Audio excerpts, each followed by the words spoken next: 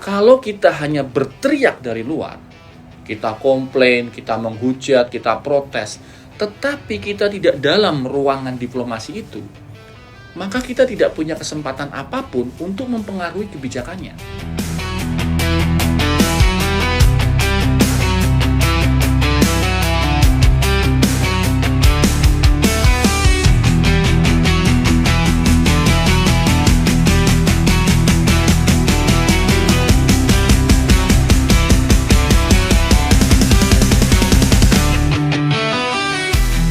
Assalamualaikum warahmatullahi wabarakatuh. Halo teman-teman semua. Saya tahu beberapa hari ini banyak sekali dari kita yang tidak setuju, bahkan marah ya. Beberapa pakar, beberapa akademisi cukup concern ketika Indonesia memutuskan bergabung ke Board of Peace atau Dewan Perdamaian Dunia yang diinisiasi oleh Presiden Amerika Serikat Donald Trump. Saya paham, ini kita bicara tentang Palestina. Ini bukan sekedar isu luar negeri yang biasa-biasa saja. Soal Palestina adalah soal hati nurani, soal prinsip, dan soal pemihakan kita kepada kemanusiaan. Yang memang ini adalah bagian dari konstitusi kita dalam pembukaan Undang-Undang Dasar 1945. Karena itu saya juga paham ada yang sangat kecewa, ada yang curiga, bahkan ada yang takut langkah ini justru merugikan warga Palestina. Tentu saja itu wajar. Yang tidak wajar atau yang salah adalah ketika kita menutup diri dari diskusi. Kita berhenti pada kemarahan, kita berhenti pada kecaman, berhenti pada emosi-emosi yang kita luapkan di media sosial, tetapi kita tidak mau menggali faktanya lebih dalam. Kita hanya berhenti di potongan-potongan opini yang beredar. Jadi teman-teman, saya ajak kita sama-sama berdiskusi, kita bicara dengan kepala yang dingin, kita bicara dengan logika, kita bicara dengan data.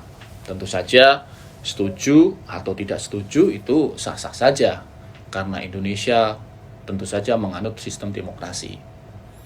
Kali ini saya ingin mengajak diskusi, menjelaskan secara runtut, membahas tentang mengapa Indonesia memilih bergabung ke Board of Peace dan posisi kita terhadap pemihakan kita pada bangsa Palestina.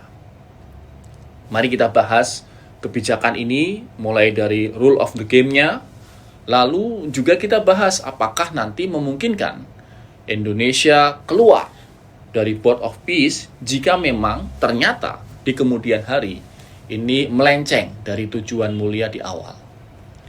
Kita juga akan bahas tentang isu yang sangat ramai ya, kontribusi sekitar 16,9 triliun atau 1 miliar dolar sebagai bagian dari kontribusi anggota yang bergabung di Board of Peace.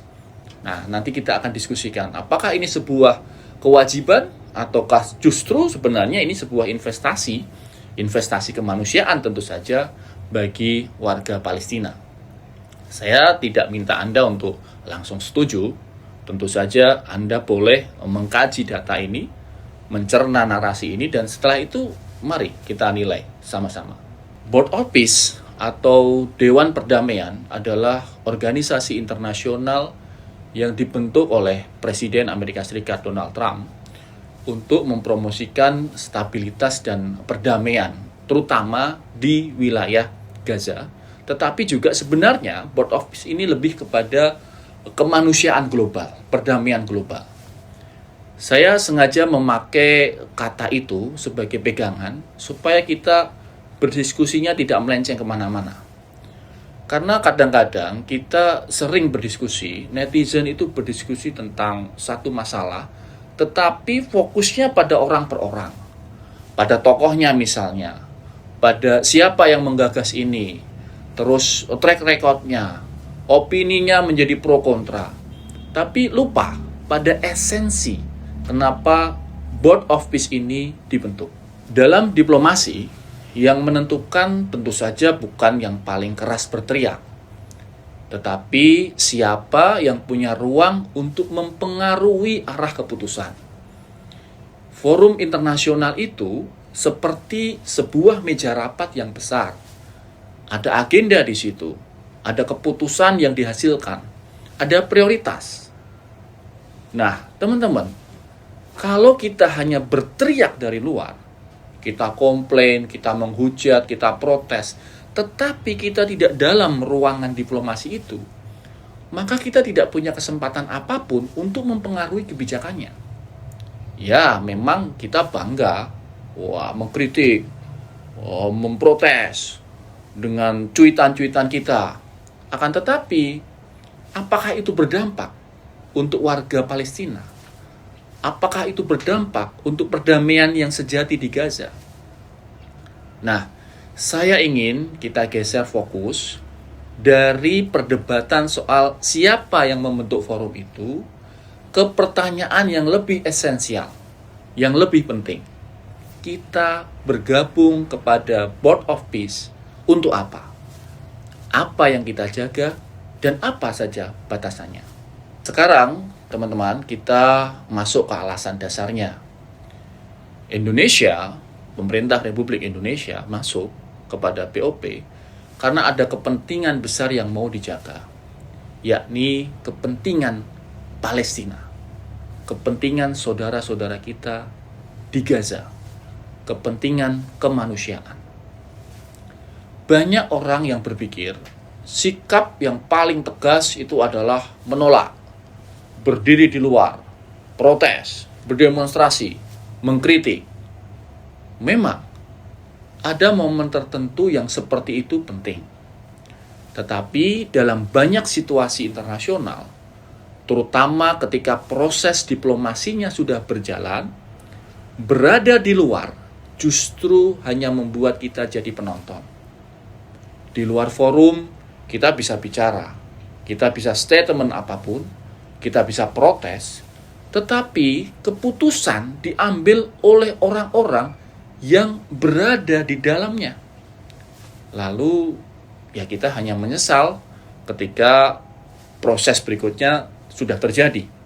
Nah, sedangkan apabila kita di dalam, kita punya ruang untuk mengawal, kita punya kesempatan untuk ikut mempengaruhi arah kebijakan. Bahkan kita bisa menekan supaya kepentingan Palestina tidak dipinggirkan. Kita bisa mendorong agar keputusan-keputusan di dalam Board of Peace itu tidak hanya menguntungkan satu pihak. Posisi di dalam membuat Indonesia dapat ikut berkontribusi membentuk arah dan bukan hanya sekedar berkomentar dari jauh. Lagi-lagi teman-teman, ini bukan soal mencari panggung.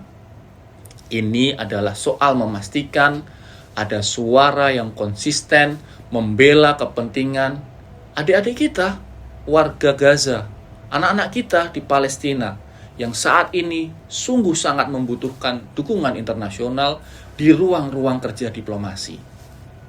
Nah, teman-teman, saya ingin tekankan bahwa masuk BOP itu bukan berarti kita menyerah.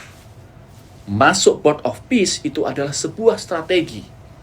Strategi supaya kepentingan besar, kepentingan Palestina tetap dibawa, tetap dijaga, dan bisa dikawal secara pasti. Kalau kita bicara forum internasional, biasanya ada yang disebut dengan blok. Ada kelompok yang mendorong arah tertentu, ada kelompok yang mencoba mengganjal, menahan. Ada yang mencoba yang di tengah-tengah, menengahi itu. Nah, teman-teman, kehadiran Indonesia tentu saja bukan cuma simbol. Kehadiran Indonesia memperkuat posisi blok yang jelas. Apa blok kita? Blok kita adalah blok pro-Palestina. Indonesia sejalan dengan negara-negara besar yang lain yang memiliki kepedulian pada Palestina. Dengan begitu, forum Board of Peace menjadi tidak satu arah. Di titik ini, Yang paling penting adalah jalur kemanusiaan dan kebijakan yang adil. Karena kita tahu dalam sebuah konflik, apalagi konflik Palestina yang sudah berlangsung lama sekali, warga sipil lah yang sering jadi korban. Ditambah lagi bantuan-bantuan kemanusiaan yang seringkali terhambat masuk. Nah, di titik inilah diperlukan sebuah suara yang membela warga sipil, tetapi pembelaan itu tidak hanya dari luar, tetapi dari dalam forum. Jadi kita, sekali lagi teman-teman, masuk Board of Peace itu bukan untuk berkompromi dengan prinsip-prinsip dasar kita, yakni anti penjajahan dan pro kemanusiaan, tetapi memperkuat daya dorong pro Palestina di meja-meja perundingan yang berujung pada sebuah keputusan yang konkret. Saya ulangi maknanya. Ini bukan kompromi. Ini penguatan. Karena kalau kita tidak hadir, kepentingan Palestina bisa kalah dengan kepentingan yang lebih besar, lebih kuat, atau lebih dominan di forum itu. Kan kalau kita tidak hadir, kita tidak bisa mengontrol secara pasti dinamika yang berjalan day to day di dalam forum itu. Sebaliknya, kalau kita hadir, kita dapat mendorong agar kebijakan-kebijakan yang diambil dalam forum itu tidak keluar, tidak menyimpang dari prinsip-prinsip kemanusiaan dan prinsip keadilan. Nah, teman-teman, seringkali ada salah paham ya. Muncul di media sosial terutama, ada yang bilang bahwa, wah, dengan bergabung ke Board of Peace, Indonesia berubah. Ada yang bilang dengan bergabung ke BOP, Indonesia sudah tidak konsisten. Ada yang bilang ini perubahan prinsip diplomasi kita. Tapi sebenarnya yang berubah itu bukan prinsipnya, teman-teman. Yang berubah adalah cara bekerja diplomasi. Dan itu normal. Dalam hubungan internasional, prinsip itu ibarat sebuah kompas. Sementara cara itu rutenya. Kompasnya tetap, tetapi rutenya bisa berubah, menyesuaikan karakter, medan, diplomasi yang juga berubah. Jadi, keanggotaan ini harus dipahami sebagai sebuah taktik. Sebagai sebuah taktik diplomasi dan bukan, sekali lagi, bukan perubahan prinsip politik luar negeri Indonesia yang bebas aktif. Tujuannya tetap sama. Palestina yang merdeka. Palestina yang punya masa depan. Dan konflik yang sudah bertahun-tahun, berpuluh tahun bisa dihentikan. Ini bukan perubahan arah. Ini cara kerja diplomasi untuk mencapai tujuan yang sama. Jadi teman-teman, kalau kita pahami ini, kita tidak akan mudah terombang-ambing dan terjebak framing yang menggiring seolah-olah pemerintah Indonesia menjual prinsipnya. Misalnya, ada kekhawatiran lain. Kalau Israel ada di forum itu, berarti Indonesia menyetujui kebijakan Israel. Ini juga perlu diluruskan. Dalam diplomasi, duduk satu meja itu bukan tanda setuju. Duduk satu meja itu justru alat tawar, daya tawar, supaya perdamaian itu terjadi secara nyata. Perdamaian itu tidak mungkin akan tercapai kalau dialog hanya dilakukan oleh orang-orang yang sepakat. Justru dalam meja diplomasi itulah ada perdebatan ide, ada diskusi ide. Konflik seringkali selesai bukan karena semua orang tiba-tiba sepakat, tapi justru ada mekanisme yang memaksa semua pihak yang duduk dalam sebuah meja diplomasi, dalam kerangka tertentu diplomasi, negosiasinya terjadi, tekanannya terjadi, dan kontrol prosesnya berjalan. Jadi kehadiran Indonesia dalam meja diplomasi itu bukan untuk membenarkan pihak manapun. Justru Indonesia hadir, sekali lagi, memperjuangkan kepentingan Palestina dalam dialog-dialog yang akan terjadi. Duduk dalam satu forum bukan berarti langsung setuju, bukan hanya menjadi tanda persetujuan, tetapi justru bagian dari daya tawar untuk memastikan suara Palestina tidak disisihkan. Coba, kalau bayangkan teman-teman, Kalau Indonesia tidak ada dalam meja perundingan itu, siapa yang memastikan suara pro-Palestina tetap kuat? Siapa yang bisa memastikan suara pro-Palestina tetap konsisten di ruang itu? Kalau Indonesia ada di situ, maka kita, pemerintah Indonesia, dapat mengawal agar agenda-agenda kemanusiaan dan keadilan untuk Palestina tetap hidup dan dibicarakan dalam Board of Peace. Nah teman-teman, sekarang kita masuk ke bagian yang menentukan. Apakah langkah bergabung ke Board of Peace ini aman atau berbahaya? Salah satu parameternya adalah pagar kebijakan luar negeri kita. Masuk forum tanpa batas itu berbahaya, karena kita bisa terseret. Tetapi dalam penjelasan Bapak Presiden, ketika menemui berbagai tokoh bangsa, beliau menemui mantan menteri-menteri luar negeri, kemudian menemui para ulama, para pimpinan organisasi Islam.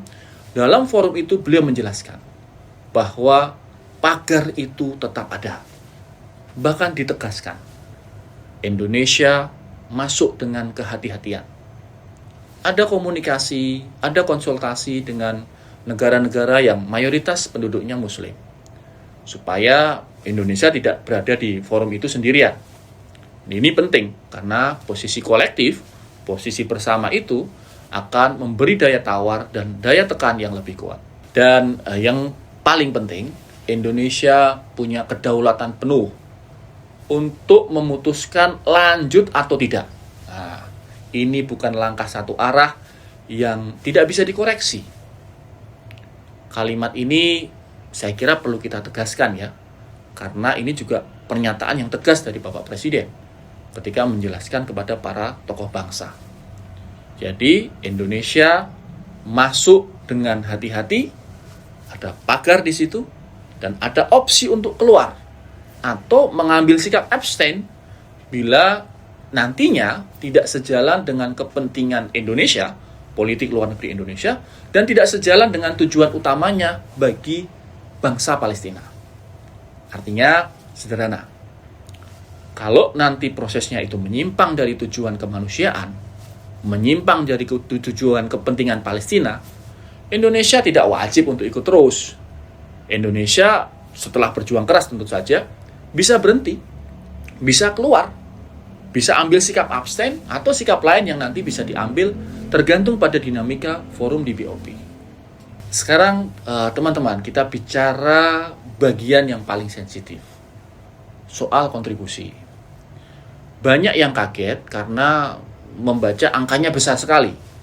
Ya saya tentu saja membaca media-media sosial itu, kritik-kritik itu. Ada yang bilang, wah Indonesia harus membayar sekitar 1 miliar US dollar, sekitar 16,9 triliun rupiah.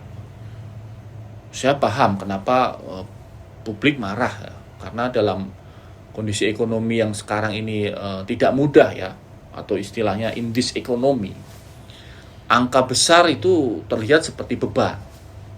Tapi sebentar, kita perlu bedakan dulu dua hal. Yang pertama ada pengeluaran tanpa arah, dan yang kedua ada investasi yang punya tujuan. Nah, pemerintah memposisikan kontribusi ini sebagai investasi di bidang kemanusiaan. Investasi itu tidak bisa diukur dengan sederhana, tapi harus diukur secara detail. Nah, tentu saja publik bisa marah kalau penggunaan dana publik itu serampangan. Tetapi sebaliknya, masyarakat tentu setuju kalau pemerintah bisa menjelaskan bahwa dana 16,9 triliun itu yang nantinya secara sukarela kita bisa berikan kepada BOP itu berkontribusi untuk kepentingan Palestina. Kalimat kuncinya begini, dan ini wajib ya, ini wajib. Saya tegaskan, kontribusi 16,9 triliun harus dipahami sebagai investasi bidang kemanusiaan yang wajib diukur manfaatnya bagi Palestina. Jadi ini bukan sebuah pengeluaran yang tanpa arah. Ini jelas ada manfaatnya, dan manfaatnya juga untuk kemanusiaan, untuk warga Palestina. Nah, manfaatnya diukur dalam 5 ukuran yang mudah dipahami. Pertama, tentu saja dampak sosialnya yang positif. Apakah langkah ini betul-betul meringankan beban sesama, terutama warga sipil yang terdampak di sana, dan membuat bantuan lebih cepat, lebih aman, dan lebih tepat sasaran. Kedua, peningkatan kualitas hidup dan infrastruktur. Apakah ada dukungan nyata untuk layanan dasar dan pemulihan yang membuat kehidupan warga sipil di Palestina itu lebih layak. Ketiga, ketahanan sosial. Apakah masyarakat menjadi lebih kuat menghadapi krisis, tidak mudah pecah, dan tidak mudah putus asa. Keempat, reputasi baik dan keberlanjutan yang jangka panjang bagi pelaku investasi. Dalam konteks ini tentu saja negara kita, negara Indonesia. Reputasi baik artinya Indonesia makin kredibel dalam memperjuangkan isu Palestina di forum-forum berikutnya. Kredibilitas itu penting, karena dengan makin kredibel, suara kita lebih didengar. Kelima, pemberdayaan ekonomi dan keterampilan. Supaya pemulihan ini tidak berhenti saja pada bantuan, tetapi ada penguatan kemampuan bertahan. Jadi kita tidak sekedar memberi ikan, tapi juga menyiapkan pancingnya, kailnya. Kalau ukuran-ukuran itu tidak bergerak, tidak bisa diukur, maka masyarakat wajar mempertanyakan. Dan kita di sini kembali kepada arah tadi, rule of the game, pagar kebijakan. Sekali lagi, kalau nantinya ini tidak sejalan dengan tujuan untuk bangsa Palestina, maka ada opsi untuk berhenti. Jadi, itu tadi alasan kenapa Indonesia, negara yang kita sayangi, negara yang kita cintai ini, bergabung ke Board of Peace. Bukan cari muka, teman-teman. Bukan cari perhatian, bukan caper. Bukan karena prinsip yang berubah. Apalagi bukan karena kita takut sama Donald Trump. Tidak. Ini soal kerja diplomasi. Soal taktik diplomasi dari dalam. Supaya kepentingan Palestina tetap bisa dijaga dan manfaat kemanusiaannya bisa diukur. Nah, teman-teman, boleh setuju, boleh tidak dengan pendapat saya. Silahkan tulis pendapat kalian di kolom komentar. Silahkan, boleh setuju, tidak setuju, berpendapat. Yang penting kita bicara dengan data, dengan logika, dan tetap menempatkan Palestina sebagai tujuan utama kita. Terima kasih. Bersama saya, Ridwan Habib, dalam Kaca Data. Wassalamualaikum warahmatullahi wabarakatuh.